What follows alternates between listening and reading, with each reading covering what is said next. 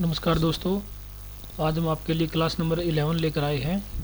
कल दोस्तों आपके सामने क्लास नंबर 11 आनी थी, लेकिन कल कुछ कारणों की वजह से क्लास नंबर 11 आपके सामने नहीं आ पाई। तो आज आपके सामने दोस्तों दोनों क्लास आएंगी, क्लास नंबर 11 भी और 12 भी। थोड़ी देर के बाद अभी क्लास नंबर 12 भी आपको देखने को मिलेगी।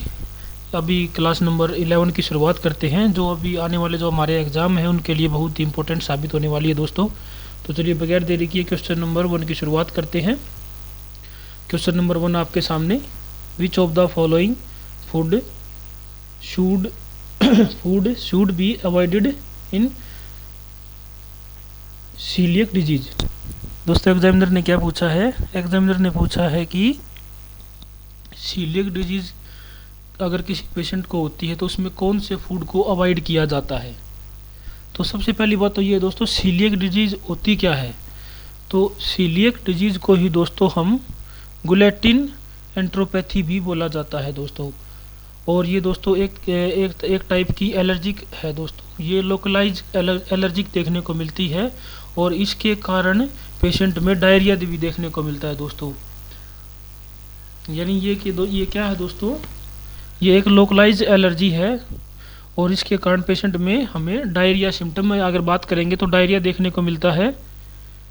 इंटेस्टाइनल रिएक्शन देखने को मिलेगा इस सीलियक कंडीशन के अंदर, सीलियक डिजीज़ के अंदर दोस्तों आपको इंटेस्टाइन रिएक्शन भी देखने को मिलता है। और अगर इसमें हम अवॉइडेड की बात करते हैं, कौन सा फूड हमें नहीं देना होता है दोस्तों, तो हम राइस दे सकते हैं, मिल्क दे सकते हैं, चिकन भी दे सकते हैं, लेकिन वीट नहीं देना होता है दोस्तों। और अगर इसका एग्जामिनर पूछ ले कि सीलियक डिजीज़ का कन्फर्मेटिव टेस्ट अगर पूछ लेता है, कन्फर्मेटिव डायग्नोसिस अगर पूछ लेता है, तो बायोप्सी करनी होती है। और बायोप्सी दोस्तों एंडोस्कोपी से ही होती है। कई बार एग्जामिनर पूछ लेता है कि सीलियक डिजीज़ के अंदर हमें बायोप्सी करनी है तो कैसे करेंगे। तो बायोप्सी दोस्तों अगर हमारे इंटेस्टाइन तक जाएंगे तो ऐसा तो है नहीं कोई, मतलब हमारे एब्डोमेन को कट लगा कर फिर हम बायोप्सी लेंगे, नहीं। एंडोस्कोप के रास्ते ही अंदर जाएंगे और बायोप्सी का सैंपल लेंगे। तो यहाँ पर राइट आंसर की बात करेंगे तो राइट आंसर होगा आपके सामने option number C. Next question, question number 2, which of the following is the earliest symptom of left side heart failure. दोस्तों क्वेश्चन ने क्या पूछा है? क्वेश्चन ने पूछा है कि लेफ्ट साइड हार्ट फेलियर का जल्दी वाला सिम्टम कौन सा मिलेगा। अर्लीस्ट का मतलब होता है जल्दी, लेफ्ट साइड हार्ट का। तो अर्ली सिम्टम की अगर हम बात करेंगे दोस्तों, तो अर्ली सिम्टम होगा दोस्तों आपके सामने डिस्निया। इसमें डिस्निया में क्या होता है दोस्तों, पेशेंट को सांस लेने में प्रॉब्लम होती है। और मैंने आपको पिछली क्लास में शायद पढ़ाया था कि अगर एग्जामिनर पूछ लेता है कि किसी भी पेशेंट को एमआई हुआ है, मायोकार्डियल इन्फ्रैक्शन हुआ है दोस्तों, तो उसमें पेशेंट को पेन कहाँ होगा, तो पेन शोल्डर में होता है दोस्तों। और अगर यहाँ पर लेफ्ट साइड हार्ट फेलियर का सिम्टम पूछा है, जो जल्दी सिम्टम देखने को मिलेगा, वो जल्दी सिम्टम आपको डिस्निया देखने को मिलेगा। Right answer is option D. तो चलिए next question, question number 3, majority of case of mother to child vertical transmission of HIV first occur during. दोस्तों एग्जामिनर ने क्या पूछा है? एग्जामिनर ने पूछा है कि ड्यूरिंग प्रेगनेंसी, यानी प्रेगनेंसी के दौरान अगर माँ HIV पॉजिटिव है तो वो बच्चे को कैसे HIV ट्रांसमिट कर सकती है। यानी कि अगर कोई मदर प्रेगनेंसी के दौरान पॉजिटिव है और वो अपने बच्चे को HIV कैसे ट्रांसमिट कर सकती है, मेजॉरिटी उसका कारण क्या होगा दोस्तों। तो उसका कारण होगा दोस्तों आपके सामने, आंसर आपको दिख ही रहा होगा, option number B, intrapartum period. और इंट्रापार्टम पीरियड की अगर हम बात करते हैं दोस्तों, तो एग्जामिनर कई बार पूछ लेता है कि लेबर के दौरान। वैसे तो दोस्तों मैं आपको बताता हूँ कि पूरी प्रेगनेंसी में माँ कभी भी अपने बच्चे को HIV इन्फेंट नहीं करती है दोस्तों, HIV को ट्रांसमिट नहीं करती है। जब इंट्रापार्टम यानी कि लास्ट टाइम जब आता है दोस्तों, जब लेबर में पेशेंट आती है, और लेबर के दौरान पूरी प्रेगनेंसी में दोस्तों कभी भी ब्लड एक्सचेंज नहीं होता है बच्चे का और माँ का। और जैसे ही प्रेगनेंसी लेबर में आती है दोस्तों, लेबर में आने के बाद 5 से 10 ml ब्लड जाने के चांस रहते हैं। यानी पूरी प्रेगनेंसी में कोई ब्लड एक्सचेंज नहीं होता दोस्तों, लेकिन जब हम लेबर में जब वो पेशेंट आती है, मदर जब लेबर में आती है, तो उस टाइम पर दोस्तों 5 से 10 ml ब्लड पेशेंट के अंदर जाने के चांस सबसे ज़्यादा रहते हैं। उस बच्चे के अंदर अगर 5 से 10 ml अगर ब्लड जाता है तो माँ पहले से ही HIV पॉजिटिव है, तो बच्चा भी इस कंडीशन के अनुसार ट्रांसमिट हो सकता है। तो इसको बोलते हैं दोस्तों हम इंट्रापार्टम पीरियड। तो राइट आंसर होगा आपके सामने ऑप्शन नंबर बी। तो चलिए next question, question number 4, vitamin which increase iron absorption, यानी कि आयरन को एब्जॉर्ब करने वाला विटामिन कौन सा होता है दोस्तों, ये एग्जामिनर ने पूछा है। जो आयरन को एब्जॉर्ब भी करवा सकता है दोस्तों, इंक्रीज कराता है आयरन के एब्जॉर्ब को। तो यहाँ पर राइट आंसर होगा दोस्तों आपके सामने ऑप्शन डी, विटामिन सी। और विटामिन दोस्तों कितने प्रकार के होते हैं, विटामिन आपके सामने 2 प्रकार के देखने को मिलते हैं अगर एग्जामिनर पूछ लेता है। एक विटामिन होता है दोस्तों फैट सोल्यूबल, एक होता है वाटर सोल्यूबल। अगर फैट सोल्यूबल की बात करेंगे तो उसमें आता है दोस्तों ए, डी, ई, के, यानी vitamin A, vitamin D, vitamin E, vitamin के। और अगर वाटर सोल्यूबल की बात करेंगे तो विटामिन बी और सी। तो चलिए नेक्स्ट क्वेश्चन, क्वेश्चन नंबर आपके सामने 5, what is the meaning of what is the meaning of pseudocyst of the pancreas. Examiner ने पूछा है दोस्तों कि अगर कोई पेशेंट है पेनक्रियाज का, ठीक है, उसके अंदर आपको सूडोसिस्ट क्या होती है पेनक्रियाज के पेशेंट के अंदर। पेनक्रियाज का कोई पेशेंट है दोस्तों जिसको पेनक्रियाज डिजीज हुई है, पेनक्रियाज का मतलब इन्फ्लामेशन हुआ है, उसके अंदर सिस्ट देखने को मिली है और उस सिस्ट का नाम है दोस्तों सूडोसिस्ट। तो उसको हम कैसे डिफाइन करते हैं दोस्तों, क्या बोलते हैं उन सूडोसिस्ट को।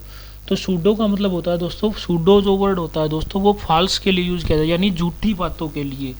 और अगर बात करते हैं सूडोसिस्ट का मतलब होता है दोस्तों जो हमारे पेनक्रियाज के अंदर जो डेड सेल होती हैं, उसमें उसके डेड सेल जो होती हैं दोस्तों वो पेनक्रियाज के अंदर देखने को जैसे सिस्ट जैसी देखने को मिलती है। जैसे जो हमारी वेसल्स थी, वेसल्स के अंदर जो ब्लड बह रहा था उन ब्लड का थोड़ा सा क्लॉट हो गया और वे सेल जो है वे डेड हो गई, वे एक जगह इकट्ठा हो गई और वे देखने पर ऐसा लगती है दोस्तों जैसे कि सिस्ट है, लेकिन एक्चुअल में वे सिस्ट होती नहीं है।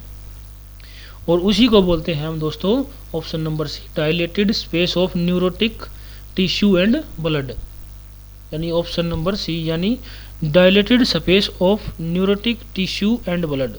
Option number C is the right answer.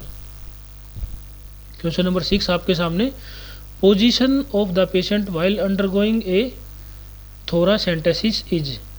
दोस्तों एग्जामिनर ने क्या पूछा है, एग्जामिनर ने पूछा है कि थोरासेंटेसिस प्रोसीजर के दौरान मरीज को कौन सी पोजीशन देनी चाहिए।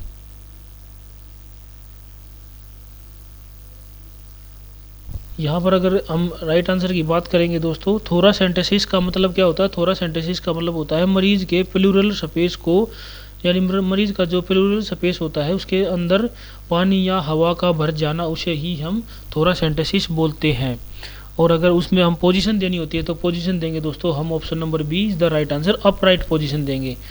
इस कंडीशन में दोस्तों पैरासेंटेसिस में आपको तीन कंडीशन देखने को मिलती है। एक तो होता है दोस्तों न्यूमोथोरैक्स में आपको एयर देखने को मिलेगी, और अगर बोले तो हाइड्रोथोरैक्स में आपको वाटर देखने को मिलेगा, और एक होता है दोस्तों साइक्लोथोरैक्स में दोस्तों लिम्फ का फ्लूइड भर जाना, यानी लिम्फ का फ्लूइड भर जाता है दोस्तों।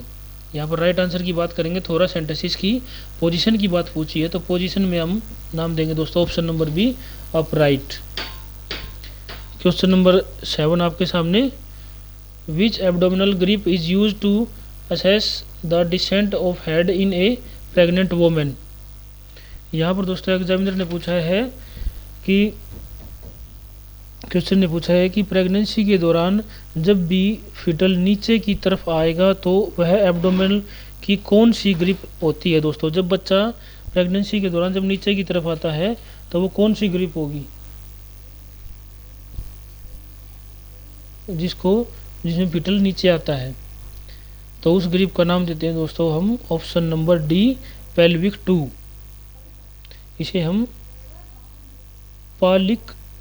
पाउलिक ग्रिप भी बोलते हैं। ऑप्शन नंबर डी, पेल्विक 2 को हम दोस्तों लियोपोल्ड 3 नाम देते हैं, और अगर पेल्विक 1 की बात की जाए तो इसे हम लियोपोल्ड फोर्थ नाम देते हैं।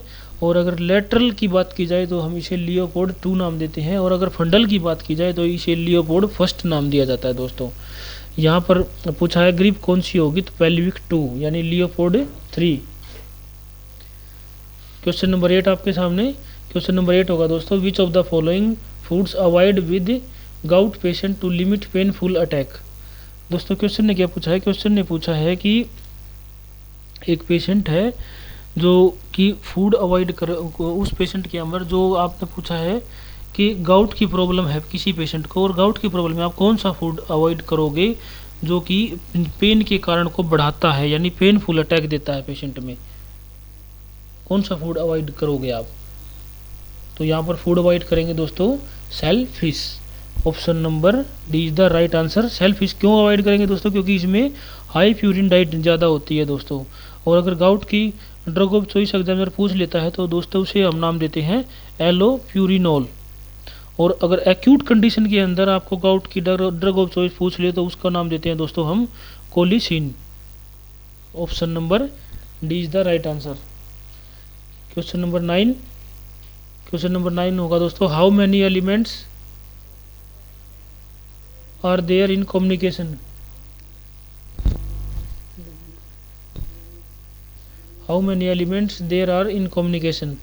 एग्जामिनर ने पूछा है कि कम्युनिकेशन के एलिमेंट पूछे हैं दोस्तों, मतलब वार्तालाप, कम्युनिकेशन को बोलते हैं दोस्तों वार्तालाप के एलिमेंट कितने होते हैं। तो वार्तालाप के एलिमेंट की अगर बात करते हैं तो वो होते हैं दोस्तों 5। Option number A is the right answer. Which of the following is not a mood stabilising agent. दोस्तों एग्जामिनर ने पूछा है कि दिए गए ऑप्शन में से कौन सी दवाई है जो मूड को स्टेबल नहीं करती है। तो अगर बात करेंगे हम राइट आंसर की, तो राइट आंसर होगा आपके सामने ऑप्शन नंबर डी। नहीं पूछा है दोस्तों, तो क्लोनाजेपाम जो ड्रग होती है दोस्तों, बाकी जो तीनों ड्रग हैं वो आपके पेशेंट को मूड स्टेबल में अच्छी रहती हैं दोस्तों। और अगर क्लोनाजेपाम की बात करें तो ये तो एक सेडेटिव ड्रग होती है दोस्तों। तो यहाँ पर राइट आंसर होगा option number D is the right answer. तो दोस्तों ये थी आपके सामने क्लास नंबर 11। थोड़ी देर के बाद आपके सामने क्लास नंबर 12 आएगी, तो क्लास को ज़्यादा से ज़्यादा शेयर करें। थैंक यू दोस्तों।